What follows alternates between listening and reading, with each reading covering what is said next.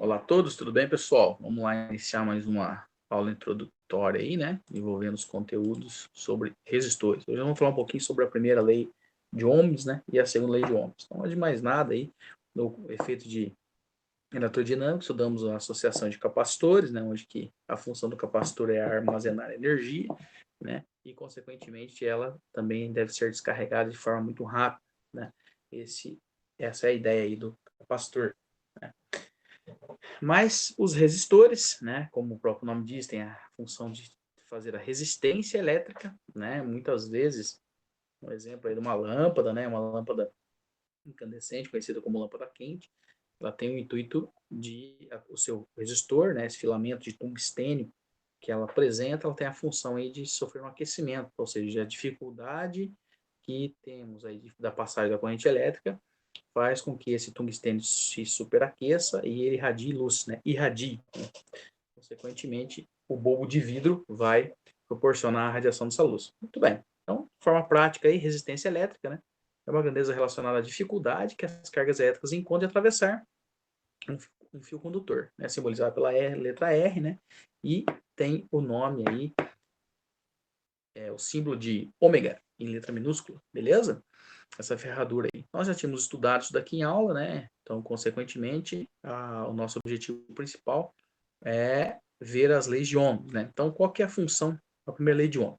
Quanto maior for a diferença de potencial, né, elétrico, maior será a corrente que passa pelo dispositivo. Então, o que é essa diferença de potencial? Né? Já viu também, né? Que é a DDP. DDP é a nossa diferença de potencial. Não basta eu ter uma tensão elétrica, ou seja, uma tensão muito alta, uma força alta, se eu não tiver a intensidade corrente, né? Então, o que faz aí acender, funcionar aparelhos eletroeletrônicos, né?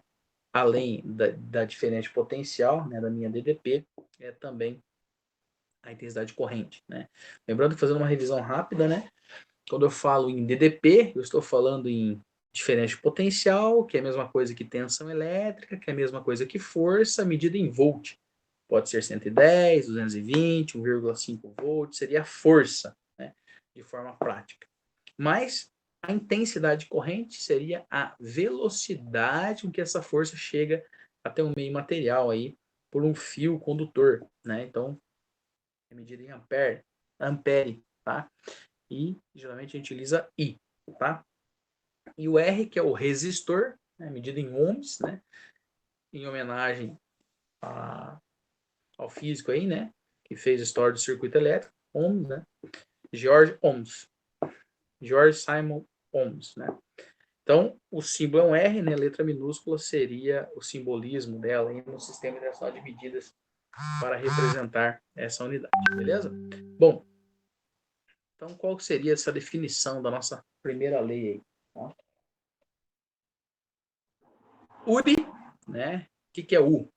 U, como o professor falou, é tensão elétrica, né? Igual o resistor vezes a intensidade corrente.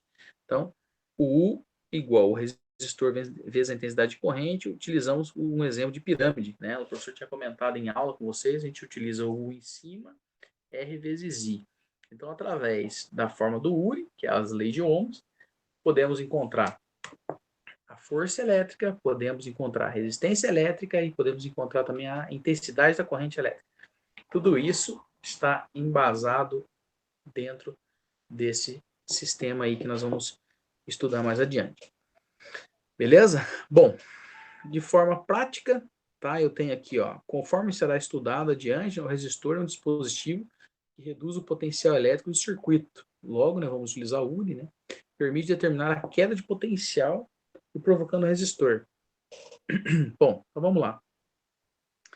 Definindo a primeira lei de Ohms, né, que seria essa definição, a URI, quando você pegar lá o material teu do teu vestibular, a tua ementa no vestibular vai estar escrito lá eletrodinâmica, né? Primeira e segunda lei de Ohms, né? Então, como seria essa aplicação das leis de Ohms aí? Bom, de forma prática, eu tenho que fazer o estudo envolvendo a força, né? Como vocês estão vendo aqui, ó, a força medida em volt e a intensidade de corrente, né? Que seria a velocidade com que vai ser levada essa força. Então, aqui vai ser contínuo, digamos assim, né? Então, resistor ômicos, o que é isso? Em determinado dispositivo, ao variar a tensão elétrica sobre elas, a corrente varia de modo proporcional. Isto é, a resistência de um condutor se mantém constante, independentemente da diferente potencial que o resistor estiver submetido. Nesse caso, o resistor é denominado de resistor ôhmico. Desse modo, o gráfico que os relaciona é uma reta que passa pela origem, né? Muito bem. Então vamos lá. Resistor não ôhmico. Em alguns dispositivos, devido a variações de temperatura do material ou outros efeitos físicos que ocorrem, a corrente não aumenta a proporcionalidade ao aumento da tensão elétrica. Em uma lâmpada incandescente, por exemplo, o aquecimento, que seria a lâmpada com tungstênio, né, do material provoca o aumento da resistência elétrica à medida que a tensão se eleva, que pode ser constatado no seguinte diagrama. Então, o que a gente vai identificar aqui? Uma lâmpada, que é a lâmpada incandescente, seria a lâmpada quente, né? Ela vai sofrer um aquecimento conforme nós aumentamos a intensidade de corrente. Ou seja, conforme aumenta essa tensão que passa pelo filamento, ela vai aumentar. Então, olha só o que está acontecendo aqui. Ó. O aquecimento do material provoca o aumento da resistência elétrica à medida que a tensão se eleva, o que pode ser constatado no seguinte diagrama. Então, nós vamos aumentar a tensão, como você pode observar aqui, ó, se aqui tivesse valores maiores, né? Conforme nós vamos aumentando a tensão elétrica, eu vou aumentando a intensidade de corrente. E, consequentemente, o resistor vai ter que resistir. Ou seja, se você sobrecarregar, né, ele, consequentemente, ele vai queimar. Tá bom? Então, aqui as plaquinhas, né? Então, todavia, outro dispositivo conhecido como os diodos, né, e LEDs, a resistência do diodo diminui com o aumento da tensão, fazendo com que a corrente aumente com uma intensidade maior que sua DDP. Então, aqui eu tenho também a U, né, que é a minha diferença potencial, a intensidade de corrente, e eu vou ter um exemplo de curva, né? Por que curva? É parabólico aí, tá? Então, conforme eu vou aumentando aqui, eu vou ter essa variação de intensidade de corrente. Por isso que falam que os LEDs, né, eles demoram mais para queimar. Por que o LED demora mais para queimar? Ele passa uma corrente muito baixa, muito pequena, tá? Então ele não tem um sobrecarregamento, ele não vai sobrecarregar. Bom, de forma prática, aí vamos tentar entender a segunda lei de Ohms, tá? Chuveiros elétricos possuem um resistor interno, né, popularmente conhecido como resistência. Então geralmente queima, né? O queimar, que a gente fala, é arrebentar, né? Ele arrebenta o filamento ali que ele tem. Então, é como se fosse um araminho, todo enroladinho, né? Então, conforme for passar os elétrons ali, dificulta essa passagem e, consequentemente, ele pode ser queimado, né? O modelo mais simples tem chaves de controle com 3 posições, desligado, inverno e verão, né? Conforme o comprimento do resistor do chuveiro. Podemos consumir mais energia, aquecendo mais a água. Nesse modelo, para controlar a temperatura, deve-se alterar a posição do chuveiro ou o fluxo de água. Apesar dessas duas opções, existem limitações para que isso aconteça, como o tamanho, a temperatura, etc. Bom, pensando nisso, alguns fabricantes optaram por um sistema eletrônico, em que seus componentes permitem o usuário alterar sua resistência.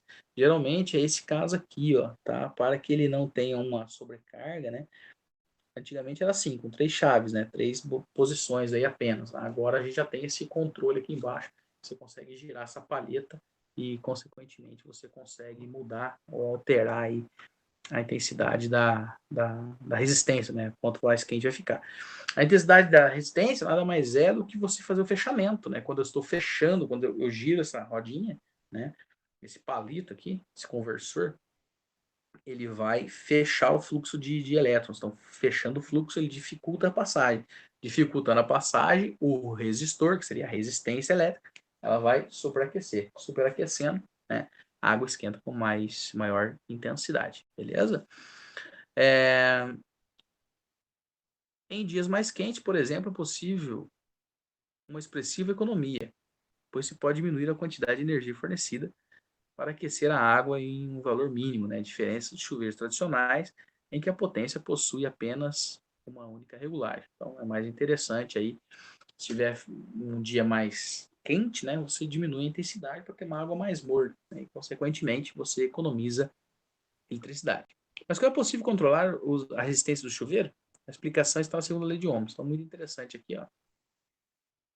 muito interessante e muito importante, né? A segunda lei de Ohm. Lembrando que a primeira lei é a fórmula URI, tá?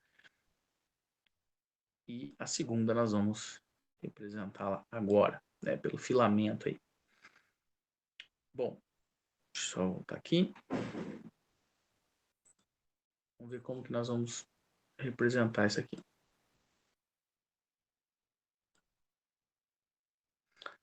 Além da relação entre a corrente e a tensão elétrica, lembrando, não basta ter força se não tiver velocidade, ou seja, não basta ter tensão elétrica se não tiver intensidade de corrente, tá?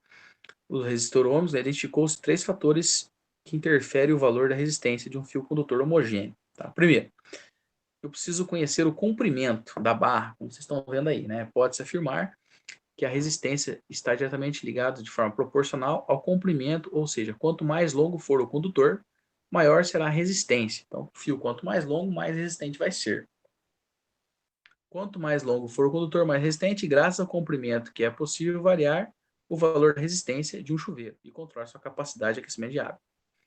Quanto à espessura, então, L